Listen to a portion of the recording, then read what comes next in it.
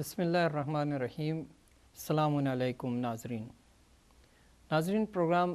تذکرہ ہدایت T V London studio سے آپ کی خدمت میں لے کے حاضر ہوئے ہیں اور آپ کی فیڈ بیک کے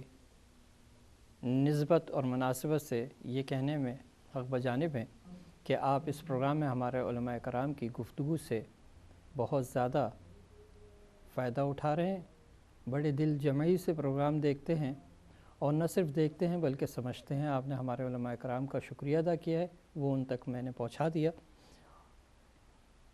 جیسا کہ آپ نے پچھلے پروگراموں میں دیکھا کہ اہم موضوعات پہ اہم گفتگو ہو رہی ہے اور آج بھی ایک نئے موضوع کے ساتھ اس موضوع پہ تذکرہ ہوگا اور وہ موضوع میں ابھی آپ کو بتاتا ہوں، لیکن میں چاہوں گا کہ ذرا سا پچھلے ہفتے کے پروگرام کے حوالے سے گفتگو کہ جس طرح سے قبلہ و کعبہ حجت الاسلام والمسلمین جناب مولانا ظفر عباس ملک صاحب نے اور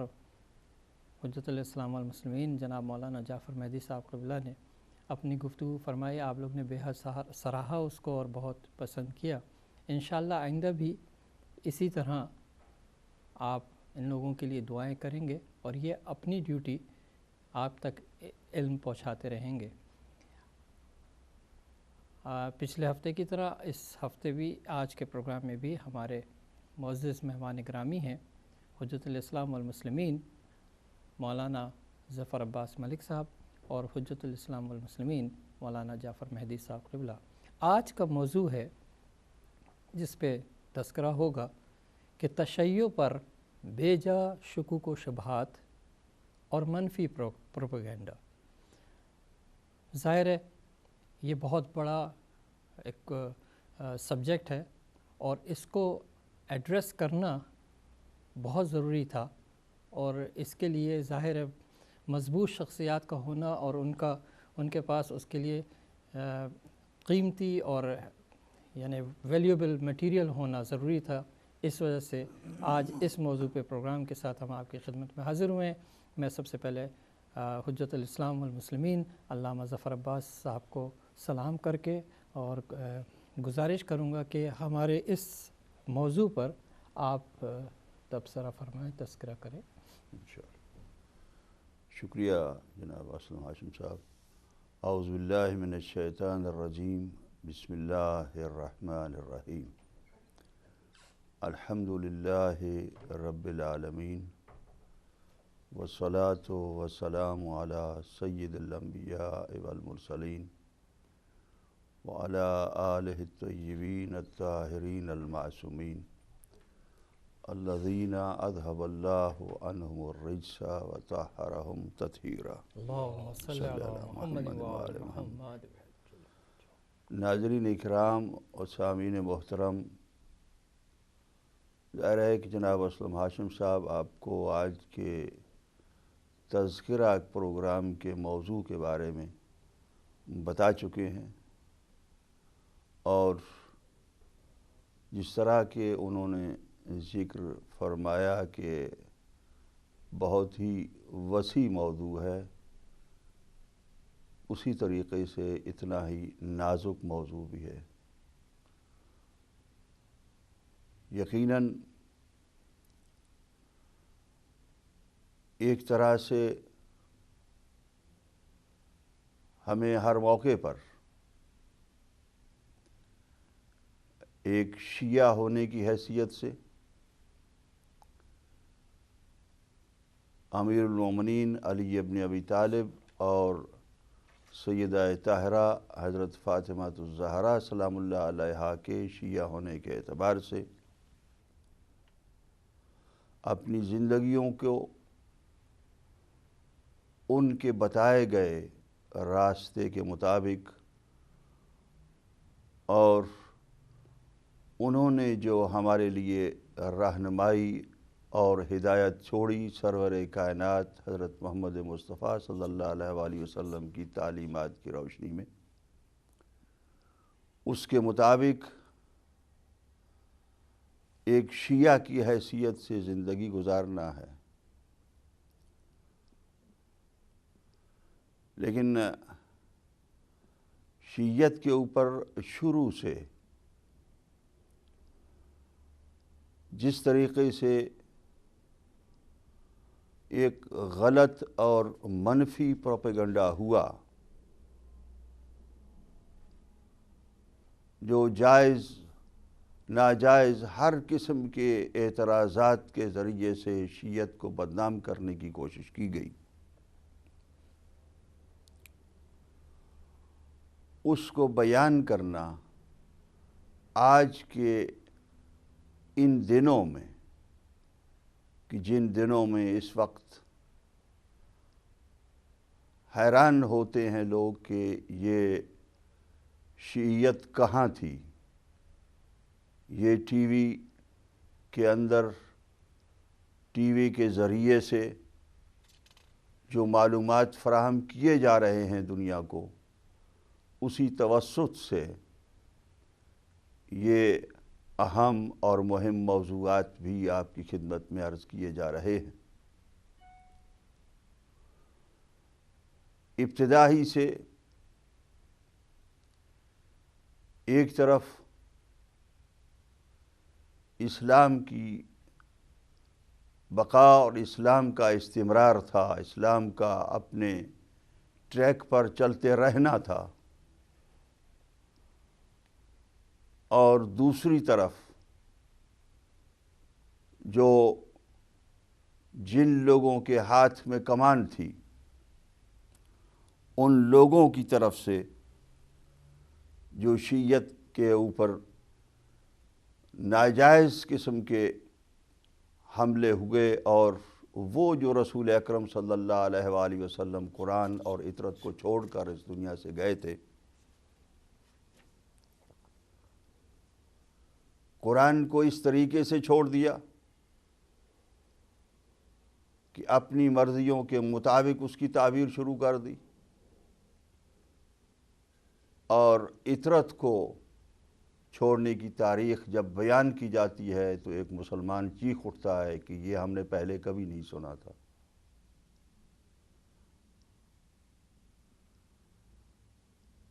بہتر سرور کائنات کے بعد نبی اعظم اور ختمی مرتبت حضرت محمد مصطفیٰ صلی اللہ علیہ وآلہ وسلم کے بعد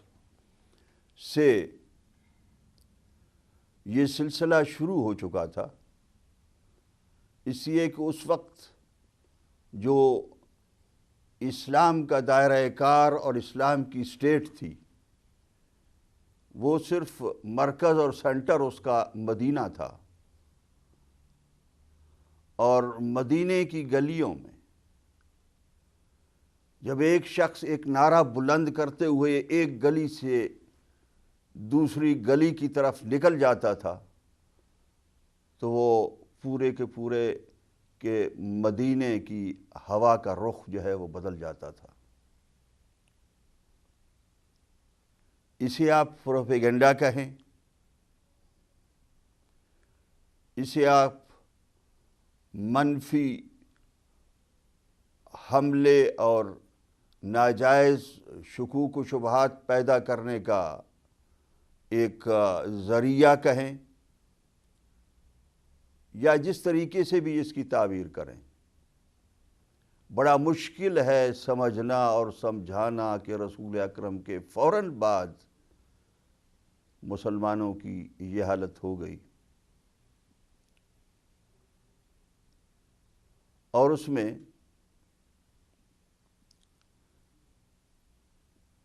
جا بے جا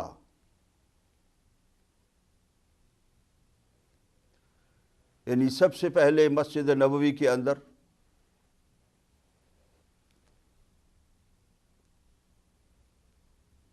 رسول اکرم کی بیٹی کے دعوے کے سامنے فیصلہ جو کیا گیا وہ قرآن کے خلاف کیا گیا،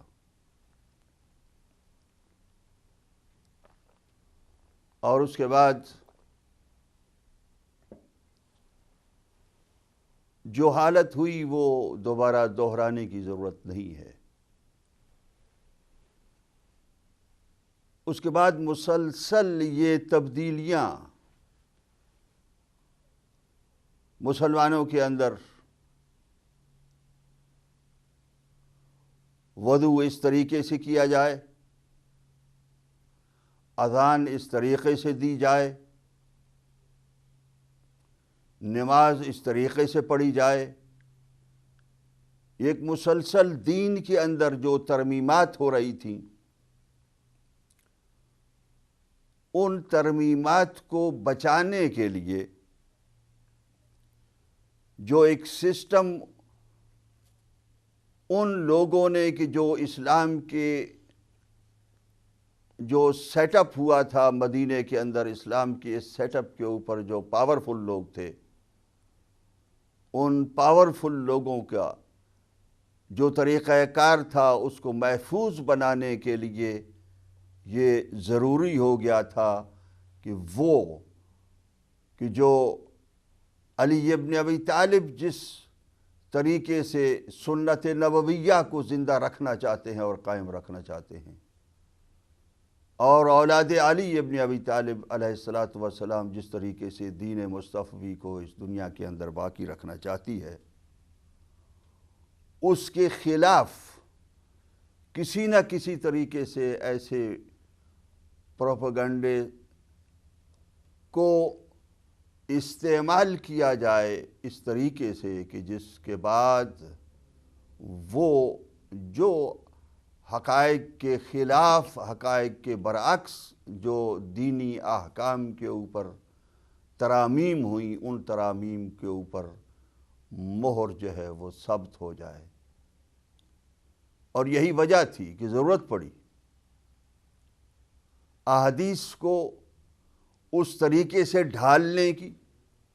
نہ یہ کہ جیسا رسول اکرم نے فرمایا تھا، بلکہ اس طریقے سے ڈھالنے کی ضرورت پڑی کہ جیسا کہ وہ نظام بنایا گیا تھا رسول اکرم کے بعد۔ اس لیے ایک یہ منفی پروپیگنڈا، یعنی میں یہ کہوں گا کہ یہ تشیع کے خلاف نہیں ہے، بلکہ یہ اسلام حقیقی کے خلاف ہے، یہ مذہب حقہ کے خلاف ہے، یہ سچائی کے خلاف ہے، یہ اس ٹروتھ کے خلاف ہے اور اگینسٹ ہے کہ جس ٹروتھ کے لیے امیر المومنین بھی فائٹ کر رہے تھے اور اولاد امیر المومنین بھی ہمیشہ اس کے لیے ایک مثبت طریقے سے ایک فائٹ کرتے رہے، یہاں تک کہ وہ تمام ترامیم کی وجہ سے وہ ایسا کلچر بنا دیا گیا تھا رسول اکرم کے بعد، مسلمانوں کا ایسی ثقافت تیار کر دی گئی تھی کہ اس ثقافت کے اندر یزید جیسا شخص رسول اکرم کی جگہ پر بیٹھا اور کربلا کا واقعہ نمودار ہوا۔ پھر کربلا کے بعد کربلا کے اثرات کو مٹانے کے لیے اب یہ کوشش کی جانے لگی کہ کربلا کے اثرات نہ رہیں، اس لیے بھی مسلسل یہ کوشش کی جاتی رہی کہ ایسا پروپیگنڈا کیا جائے کہ جس سے یہ کربلا کی تاریخ بھی اس طریقے سے دنیا کے سامنے واضح اور روشن نہ ہو سکے، یا کم از کم ایک تو یہ ہوتا ہے کہ تاریخ کو چھپانا، اور ایک یہ ہوتا ہے کہ تاریخ کو اس کی مرضی کے مطابق ڈھالنا کہ جو شخص جس طریقے سے تاریخ اپنے مطابق بنانا چاہ رہا ہے وہ تاریخ کا رخ اس طریقے سے موڑنا۔ تاریخ کو اگر آپ کہیں تو میں عرض کروں گا کہ وہ اس زمانے کا میڈیا تھا۔ آج کے زمانے میں جس طریقے سے میڈیا کہا جاتا ہے کہ ایک واقعے کو دنیا کے اوپر پہنچانا اور دنیا کے سامنے جو ہے وہ ثابت کرنا یا بتانا، لوگوں کو نقل کرنا، یہ میڈیا کا کام ہے اور یہی تاریخ کا کام ہے۔ تو تاریخ کا لکھنے والا بھی جس طریقے سے میڈیا کے اندر ایک سٹرگل ہوتی ہے، اور میں اور آج آپ دیکھ رہے ہیں کہ اگر کوئی نئی سی خبر آ جائے چاہے وہ کچی ہی خبر کیوں نہ ہو، فوراً ایک میڈیا والے اس خبر کو سب سے پہلے چاہتے ہیں کہ نشر کریں تاکہ وہ اس کے اندر ان کی جو ہے وہ پہل جو ہے وہ بن جائے۔ اسی طریقے سے بعض اوقات اس قسم کے واقعات ہوئے کہ جن واقعات کے اندر بہت ہی زیادہ اسی انداز کو اپنایا گیا۔ عجیب سی بات ہے، بنو امیہ اور بنو عباس کا دور ہے، بڑی تفصیلات ہیں، ان ساری تفصیلات کے اندر جانے کی ضرورت نہیں ہے، لیکن اتنا عرض کروں گا کہ یہ چاہے عبداللہ ابن سبا کا افسانہ ہو، چاہے تحریف قرآن کا من گھڑت پروپیگنڈا ہو، چاہے اس کے علاوہ جتنے بھی پروپیگنڈے ہوئی ہیں، اور بعض اوقات بعض لوگ تو یہ سمجھ بھی نہیں سکتے ہیں کہ کیا کیا پروپیگنڈا ہوا، یہاں تک کہ بعض اوقات ان کو ایک ایسے ٹی وی جیسے پلیٹ فارم سے بیان کرنا بھی مشکل ہو جاتا ہے، ایسا پروپیگنڈا ہوا۔ لیکن چونکہ عام اب زندگی جو ہے وہ اس موڑ پر پہنچ چکی ہے اور دنیا کے اندر اطلاعات اور معلومات اتنے تیزی کے ساتھ آگے بڑھ رہے ہیں کہ ان کے بیان کرنے میں ابھی جھجک محسوس نہیں ہونی چاہیے۔ ایک زمانہ تھا ہمارے ہاں نہ معلوم کس قسم کے پروپیگنڈے ہوتے تھے۔ شیعہ لوگ عزاداری کے اندر جو نیاز پکاتے ہیں اس کے اندر نہ معلوم کیا کیا یہ نیاز پکاتے ہیں تاکہ لوگوں کو اس مجلسوں سے دور رکھا جائے۔ یہاں تک کہ کچھ لوگوں نے یعنی خود مذہب کے اندر جو فرقوں کے اندر ایک دوسرے کا پروپیگنڈا ہے وہ علیحدہ اپنی جگہ پر ہے، جو شیعیت کے خلاف ہے وہ اپنی جگہ پر علیحدہ ہے کہ وہ سارے مذاہب اور سارے فرقے اکٹھے ہو جاتے ہیں تشیع کے خلاف جو ہے وہ پروپیگنڈے کے اندر، اور اسی وجہ سے من گھڑت کہانیاں بنائی گئیں۔ یہاں تک کہ جب میں یہاں یو کے میں آیا تو 82 یا 83 کی بات ہے، میں برمنگم میں تھا، اور برمنگم میں مصر سے ایجپٹ سے ایک یونیورسٹی کے پروفیسرز کا اور لیکچررز کا گروپ آیا، ڈیپوٹیشن آیا کہ جو مختلف یونیورسٹیز کے وزٹ کر رہا تھا۔ تو برمنگم میں جب وہ وزٹ کر رہا تھا تو انہوں نے مختلف اس وقت جو مساجد بن چکی تھی ان مساجد کا وزٹ بھی کرایا۔ ایک وہ مسجد کے جو کلفٹن روڈ کی مسجد ہے اس میں اس وقت تھا، تو وہ لوگ وہاں پر بھی آئے، پڑھے لکھے تھے، ایجپٹ کے پروفیسر، یونیورسٹیوں کے اور کالجز کے لیکچررز تھے، اور جب انہوں نے امام بارگاہ کو اور مسجد کو دیکھا تو ایک شخص آہستہ سے میرے قریب آ گیا اور قریب آ کر کہنے لگا کہ آپ لوگ علی ابن ابی طالب کو پروفٹ مانتے ہیں یا محمد کو پروفٹ مانتے ہیں؟ یعنی یہ اس صدی کی بات ہے، 1000-2000 سال پہلے کی بات نہیں کر رہا میں، یا 100 400 500 سال کی پہلے کی بات نہیں ہے، 82 یا 83 کی بات ہے۔ یعنی پروپیگنڈا کس طریقے سے تھا کہ ایجپٹ کا ایک مسلمان آتا ہے، ایک پڑھا لکھا آدمی آتا ہے، ازہر یونیورسٹی کی سرزمین سے آتا ہے، اور اس کو یہ معلوم نہیں کہ شیعہ پروفٹ حضرت محمد مصطفیٰ صلی اللہ علیہ وآلہ وسلم پر ایمان رکھتے ہیں نبی کی حیثیت سے یا علی ابن ابی طالب پر رکھتے ہیں۔ اسی طریقے سے مختلف واقعات ہیں کہ جو زندگی کے اندر ہر شخص کے ساتھ جو ہے وہ ہوئے ہوں گے، اور اس منفی پروپیگنڈے کی وجہ سے، یعنی اتنا منفی پروپیگنڈا ہوا، اور اس کے باوجود، اس منفی پروپیگنڈے کے باوجود جو آج تک جاری ہے،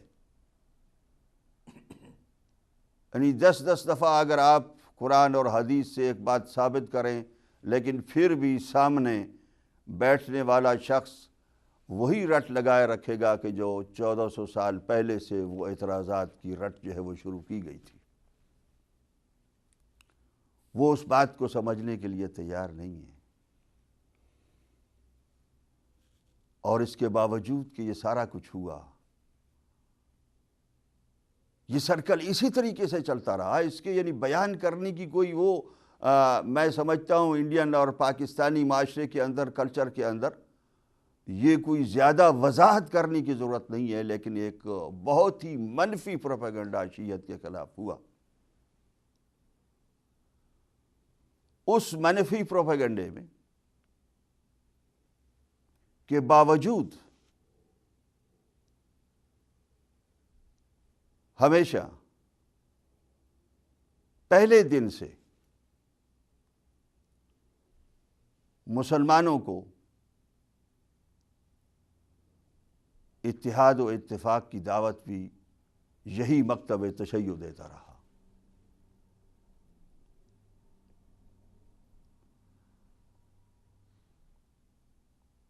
کیا آج تک اعتراض یہی کیا جاتا ہے نا کہ علی ابن ابی طالب علیہ الصلوۃ والسلام کا اگر حق غصب ہوا تھا، اگر جناب سیدہ کے ساتھ ظلم و ستم ہوا تھا، تو علی تلوار لے کر کیوں نہیں باہر نکلے؟ اور جب بات یہ کہی جاتی ہے کہ مسلمانوں کے اور اسلام کے آپس میں رسول اکرم کے بعد اتحاد و اتفاق کو باقی رکھنے کے لیے کہ اسلام باقی رہے اور اس مسلمانوں کی آپس میں چپکلش کی وجہ سے اسلام کو کوئی نقصان نہ پہنچ پائے، اپنی ذات کو قربان کیا اسلام کے اوپر، اور ہر موقع پر قربانی دی جاتی رہی، اور وہ جو سیٹ اپ جو غلط قسم کا طے ہو چکا تھا، اس سیٹ اپ کو بچانے کے لیے ہر قسم کا منفی پروپیگنڈا کیا گیا، لیکن اس منفی پروپیگنڈا کا جواب شیعیت نے کبھی بھی کسی کے خلاف کوئی منفی پروپیگنڈا نہیں کیا۔ تشیع کے ہاں ایسا نہیں ہوا کبھی بھی، بلکہ ہمیشہ اتحاد و اتفاق کی دعوت دی جاتی رہی۔ امیر المومنین علی ابن ابی طالب سے لے کر امام زمان اجل اللہ فرجہ تک کسی موقع پر بھی کوئی شخص یہ نہیں کہا جا سکتا کہہ سکتا کہ کسی موقع پر بھی کوئی ایسی تحریک چلائی گئی ہو کہ جس تحریک کے ذریعے سے اسلام کو نقصان پہنچنے کا اندیشہ یا خطرہ لاحق ہو سکتا ہو، جبکہ دوسری طرف تشیع کا اور اسلام حقیقی سچے اسلام کو باقی رکھنا بھی ضروری تھا۔ اس لیے ہر موقع پر میں اکثر یہ پیغام دیا کرتا ہوں کہ ظلم و ستم کے جواب میں ائمہ معصومین علیہم الصلوۃ والسلام نے علم، آگہی اور اس قرآن اور حدیث کے ذریعے سے دیا کہ جس قرآن اور حدیث کے وہ وارث تھے۔ علم کی ترقی ایک ایسی چیز ہے کہ جو ہر پروپیگنڈے کا جواب ہو سکتی ہے، سامنے اتحاد کے لیے، چاہے وہ امیر المومنین کا دور ہو، چاہے معصومین علیہ الصلوۃ والسلام کا دور ہو، چاہے علماء کرام کا دور ہو، چاہے آج کا دور ہو، کہ آج بھی جب شیعت کے پاس کبھی بھی کوئی حکومت کسی سرزمین کے اندر امیر المومنین کے بعد قائم نہیں ہوئی، لیکن جب اس صدی میں ایران کے اندر جمہوریہ اسلامیہ ایران کا قیام عمل میں آیا تو سب سے پہلے امام خمینی رحمۃ اللہ علیہ نے مسلمانوں کو آپس میں اتحاد و اتفاق کی دعوت دی، اور وہ اتفاق و اتحاد بھی یہی ہے کہ قربانی دیں، شیعہ قربانی دیں۔ حاصل مقصد یہی تھا، اس لیے کہ سامنے والا اس منفی پروپیگنڈے کے ذریعے سے جو مقصد حاصل کرنا چاہتا ہے وہ اتحاد نہیں ہے، ورنہ اتنی قربانیوں کے بعد شاید مسلمانوں کے اندر سمجھ آ جاتی، مسلمانوں کو سمجھ ہو جاتی کہ سچا اسلام کیا ہے، سچائی کیا ہے، حقیقت کیا ہے، اور آج بھی ان کی آنکھیں کھل جاتی۔ آج بھی اگر کسی مسلم امہ میں سے برگزیدہ شخص کو ہم دیکھتے ہیں کہ جو ان کے ہاں برگزیدہ لوگ ہیں، تو وہ لوگ بھی سب کچھ قرآن و حدیث کے پڑھ لینے کے بعد آج بھی یہ فیصلہ نہیں کر پائے ہیں کہ امام حسین علیہ السلام سچائی پر تھے یا یزید ملعون سچائی پر تھا۔ یہ وہ جو اس کا اندرونی طور پر اس سیٹ اپ کی حمایت ہے، اس حمایت کی وجہ سے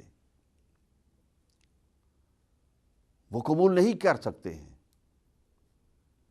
آج بھی جس طریقے سے ظلم و ستم کا شیعت کو نشانہ بنایا جا رہا ہے، وہ جو اندرونی طور پر سیٹ اپ ہے، اور خاص طور پر ایک خاص گروہ کا دہشت گردی ختم ہو جائے لیکن شیعہ کلنگ ختم نہ ہو سکے، یہ مقصد ہے، یہ ہدف ہے۔ اس لیے کل بھی کراچی میں ایک ڈاکٹر شیعہ شہید کر دیے گئے۔ اس سارے اس کے اندر ایک طرف ایک عمل مسلسل جا رہا ہے، منفی پروپیگنڈے کے ساتھ ساتھ ظلم و دہشت و بربریت کا سلسلہ جا رہا ہے، اور ایک طرف سچائی اور حقانیت کو بیان کرنے کے ساتھ ساتھ اس پروپیگنڈے کے جواب کے طور پر علم کے ذریعے سے لوگوں کو آگاہ کرنا اور ان کو بتانا کہ ہم آج بھی اسی طریقے سے ائمہ معصومین کے نقش قدم پر چلتے ہوئے آپ کو بتانا چاہتے ہیں کہ تاریخ میں کیا کیا حادثات ہوئے، اور اسی طریقے سے ہم آج بھی آپ کی خدمت میں یہ عرض کرنا چاہتے ہیں کہ ہم نے اس سچائی کو لے کر چلنا ہے، اور یہ سچائی دنیا کے سامنے بتاتے رہیں گے اور واضح کرتے رہیں گے، سچائی کو کھول کر بیان کرتے رہیں گے، چاہے منفی پروپیگنڈا، چاہے نیگیٹو پروپیگنڈا، چاہے شیعت کے خلاف جتنی بھی بے جا الزامات تراشی اور اتہامات کیوں نہ لگائے جاتے رہیں، پھر بھی ہمیں اسلام کو آپس میں اور مسلمانوں کو آپس میں اکٹھا کرنے کے لیے پہلے بھی ہمیشہ پہل تھی، اور آج بھی ہمیں پہل ہوگی اور رہے گی کہ جب کبھی اسلام کی خاطر اور دنیا کے اندر اسلام کو باقی رکھ کر دوسرے مذاہب مشرکین کے مقابلے میں اور کفار کے مقابلے میں ایک طاقت بنانے کی ضرورت پڑے گی اور کوشش کی جائے گی، ہم اس کوشش کے اندر انشاءاللہ ہراول دستہ رہیں گے، اور خداوند عالم ہمیں اس کوشش کے اندر ہمیشہ قائم و دائم رہنے کی توفیق عطا فرمائے۔ تو ناظرین، آپ نے گفتگو سماعت فرمائی حجت الاسلام والمسلمین علامہ ظفر عباس ملک صاحب کی. انہوں نے اسلام کے اولین دور سے لے کر اب تلک انتہائی مختصر وقت میں انتہائی اشارتاً مگر میں سمجھتا ہوں تفصیلاً ہر نقطے کی طرف آپ کی توجہ دلائی ہے. سب سے اہم بات جو کی تھی ابتداً جو ہمارے بچوں کے لیے ہے کہ ہم اپنے ینگ جنریشن کو یہ میسج دیا انہوں نے کہ ہمیں تعلیمات محمد و آل محمد پر زندگی گزارنا ہے. باقی گفتگو جو کی ہے اس کو انشاءاللہ میں کنکلوژن میں پیش کروں گا. اس سے پہلے کہ ہم لوگ اپنے دوسرے دور کی طرف بڑھیں، میں درخواست گزار ہوں حجت الاسلام والمسلمین مولانا جعفر مہدی صاحب قبلہ سے کہ وہ بھی آج کے موضوع کہ تشیع پر جو بے جا شکوک و شبہات ہیں یا جو منفی پروپیگنڈا ہے، اس حوالے سے آپ اپنی گفتگو ہمارے ناظرین کی خدمت کے لیے. بہت شکریہ. اعوذ باللہ من الشیطان اللعین الرجیم. بسم اللہ الرحمن الرحیم. الحمد لأہلہ والصلاة علی اہلہا. اما بعد فقد قال رسول اللہ صلی اللہ علیہ وآلہ وسلم یا علی انت وشیعتک هم الفائزون. آج کے تذکرہ کا عنوان انتہائی اہم ہے تاکہ لوگوں کے ذہنوں میں جو غلط فہمیاں پہنچائی گئیں یا غلط پروپیگنڈے کے ذریعے سے منفی طریقے سے تشیع کے خلاف کہ لوگ حق کے قریب نہ جائیں، لوگ ان کی بات نہ سنیں. اور یہ ہر دور میں فتاوے کے ذریعے سے کہ ان کی مجلسوں میں نہ جاؤ، ان کی محفلوں میں نہ جاؤ، اس لیے کہ پیغام تشیع جو ہے اس میں ایسی طاقت ہے کہ اس کی بنیاد ہی قرآن ہے. فرمان رسول اکرم صلی اللہ علیہ وآلہ وسلم بنیاد تشیع ہے، اور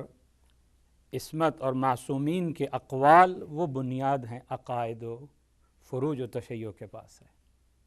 اور اس میں وہ طاقت ہے کہ ہر دل اس بات کو قبول کرتا ہے، اس میں وہ اثر ہے. شیعہ تشیع کوئی اجنبی نہیں چیز بلکہ اسلام حقیقی ہی کا نام تشیع ہے. دین محمدی اصیل. اور بلکہ اس کو اور پیرائے میں بھی میں عرض کروں کہ اسلام کی جو صحیح حسین تصویر ہے اس کا نام تشیع ہے. باقی جتنے سلسلے یا باقی جو ملیں گے آپ کو وہاں آمیزش و ملاوٹ ملے گی. جو اصل چشمہ وحی سے جو نور اور علم جاری ہوا ہے اس کو تشیع کہتے ہیں. تو کوشش یہی کی گئی ہر دور کے اندر کہ کسی طریقے سے اس کو روکا جائے، اس فکر کو روکا جائے، کیونکہ اس کے اندر جاذبیت ہے. لوگ جب عقائد تشیع جن لوگوں کے سامنے دلیل کے ساتھ پیش، اس لیے تشیع نام ہی دلیل کا ہے، اور جہاں قرآن اور معصومین کے فرامین پیش کیے جائیں ان میں اثر ہے، لوگ قبول کرتے ہیں. اب منفی طریقوں سے کوشش کی گئی، تہمتیں لگائی گئیں، جیسا قبلہ صاحب بھی فرما رہے تھے کہ جب جو اپنے آپ کو ادیب اور فلسفی اور علماء کہنے والے لوگ ایسی باتیں کہہ رہے ہیں، ان کی زبانوں سے ایسے کذب اور افتراء اور جھوٹ نکل رہے ہوں یا قلم کے ذریعے سے، تو عوام الناس کا کیا حال ہوگا؟ تاکہ کسی طریقے سے لوگوں کو روکا جائے. مگر اب میڈیا کا دور ہے، ہر گھر میں یہ بات پہنچ رہی ہے، اور ہم شروع سے معصومین کے ادوار سے لے کے آج کے دور تک تشیع کا طرز طریقہ یہی رہا ہے کہ ہم نے کبھی بھی کسی پہ منفی تنقید نہیں کی، پہل نہیں کی کسی پہ. اگر جتنے بھی مناظرے کی کتابیں آپ اٹھا کے دیکھ لیں ہماری طرف سے جواب لکھا گیا ہے. جب تہمتیں افتراء یا جھوٹ باندھے گئے جواب دیا گیا, پہل نہیں کی گئی. اور اسی طرح ہر دور کے اندر اتحاد بین المسلمین کے ہم دائی رہے ہیں. اس دور کے اندر بھی دیکھ لیں کہ جو دوسرے ممالک مختلف مکاتب فکر کی نمائندگی کرتے ہیں, کبھی وہاں بھی ایک کانفرنس ہوئی ہے کہ وحدت اسلامی کی بات کی جائے, اتحاد مسلمین کی بات کی جائے؟ نہیں. اس لیے کہ ہم سمجھتے ہیں کہ حقیقی دین اسلام کے جو ورثہ ہے وہ تشیع ہے, اور اس کا تحفظ یقیناً تشیع کر رہی ہے. اور یہ خوف ہے آج بھی, اگر آپ آج کے حالات کے اوپر نگاہ دوڑائیں کہ جس ملک میں باقی مذاہب کے لوگوں کو آزادی ہے کہ وہ اپنے مذہب کا پرچار کر سکتے ہیں. مصر کی مثال آپ لے لیں. اسی طرح ملائیشیا اور انڈونیشیا میں ابھی ریسنٹ کچھ واقعات ہوئے ہیں کہ جہاں اہل بیت کے ماننے والے پیروکار اہل بیت مسجد نہیں بنا سکتے جی,